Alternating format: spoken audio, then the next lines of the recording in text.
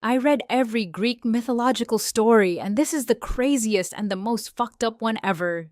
The story begins in the kingdom of Thrace, where King Tereus is getting married to an Athenian princess named Procne. They lived happily and had a son named Idas. Everything was going well for them until Procne started missing her younger sister Philomela, so she begs Tereus to go bring her for a visit.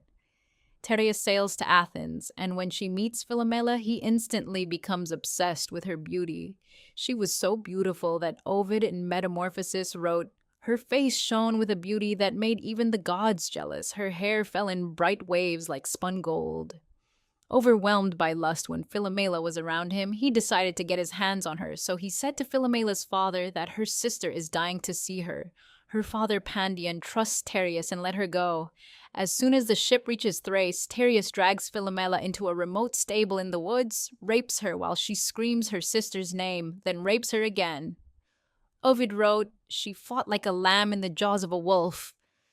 When Philomela swears she'll tell the whole world, Tereus draws his sword, grabs her tongue, and cuts it at the root. He then cooked her tongue and ate it. He then keeps her prisoner in a stone hut guarded by slaves, but the prison had a loom. Even though Philomela can't speak, she can weave, and she's starting weaving her story. King Tereus went back and told Procne that her sister died on the journey.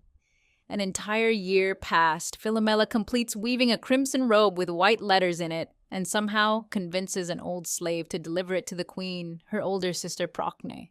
When Procne sees the robe, she instantly understands. She goes silent with rage and rescued Philomela by dressing her as a priestess and brought her back to the palace. Procne, later in rage, looked at her little son Idas and said, "You have your father's face." She and Philomela brutally stab him to death, chopped him, and cooked her own son.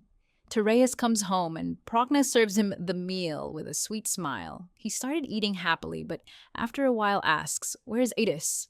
Procne replied, "Inside you." Philomela bursts in and throws the baby boy's severed head into his lap.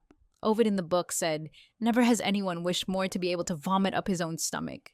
Tereus grabs an axe and chases the sisters through the palace, and suddenly the gods intervened.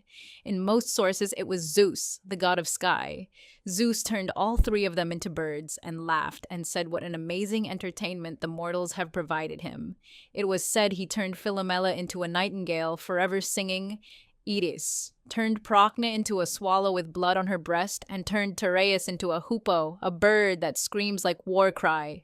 And the most interesting part of the story is that it was Zeus himself that directed the lust onto Tereus to make him rape Philomela, and the old servant was Zeus in disguise, who took Philomela's letter, and Zeus gave Procne the knife and whispered to stab her own son. In the end, everything happened as the gods wanted it to be.